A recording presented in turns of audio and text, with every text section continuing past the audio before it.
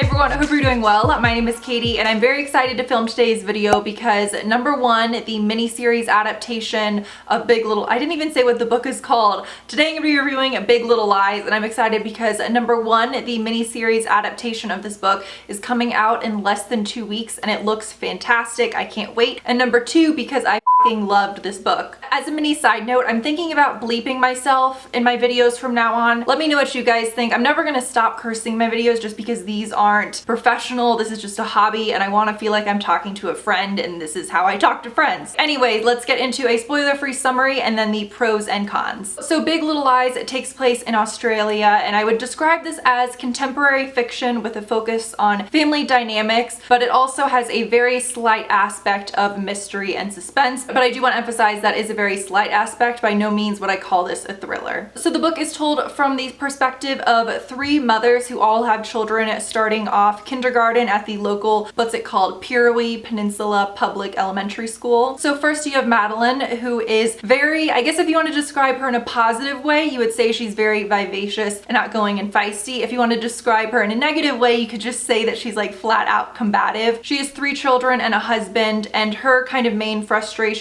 stems from the fact that when she had just had her first baby when she was quite young, her husband left her and now he has kind of resurfaced with his new wife who is absolutely perfect and very calm and tranquil and just the opposite of Madeline, and now he kind of wants to re-enter into their daughter's lives, which of course is frustrating to her. Then you have Celeste, who is a former lawyer. Now she's a stay-at-home mom of 2 twin boys and she is married to Perry White, who's a very prominent businessman in the area, and they are both just exorbitantly wealthy. And finally you have Jane, who's 24 years old and a single mom and new to the area, and from the other parent's perspective she's quite mysterious. Now 2 of the main things that set this book off are in the very beginning of the book you find out that at the end of the book there is a murder that takes place. So you don't know who dies, you don't know how they die, but just interspersed throughout the book are very short snippets of interviews with various parents, not the 3 moms I just mentioned, but other parents, moms and dads at the school, getting their perspective, and then at the end you find out exactly what happened. I'm sorry that summary was super long. You guys, normally I make them short and sweet, but that's just kind of impossible to do with this book. So for the pros, first I want to say, before I even get into the writing and pacing and everything like that, I will just say the audiobook of this book is absolutely phenomenal, and I really think if you want to get the full experience of this book, this is one of those few times where I would say it's not just a good experience listening to the audiobook, I actually think it would kind of enhance your experience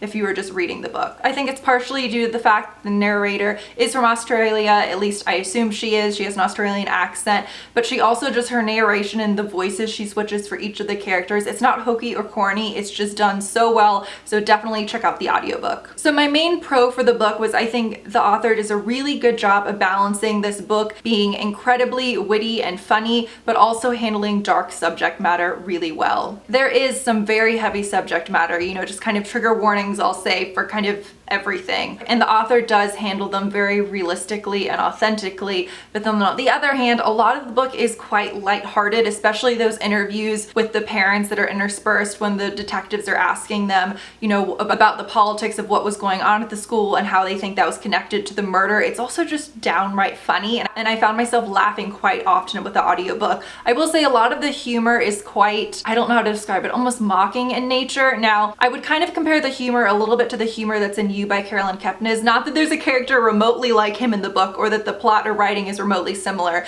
but you know how the protagonist of that book, kind of his outlook on the world and a lot of the things that make you laugh, I would say the humor is a little bit similar to the humor in this book. The pacing in this book is absolutely wonderful. It is quite a lengthy book, but for me at least, I didn't want it to end. I know I saw some reviews that were saying they thought a little bit could have been trimmed off, and I suppose that could be the case, but I just was having so much fun with this that I was perfectly fine with the length. I also really enjoyed the fact that the children were really fleshed out characters. I mean, Madeline's daughter Abigail irritated me to no end, but she's definitely supposed to. But for example, Ziggy, Jane's son, I thought was fascinating. It feels like often when I read adult books that children are kind of side characters and not fleshed out, and vice versa. When I read young adult, it feels like the parents are never fully fleshed out. So I really like the fact that I really felt I understood the personalities and emotions of all of the characters by the end of this book. In terms of cons, this is kind of rare for me, but I really can't think of any massive cons about the writing style or pacing or anything like that that I disliked.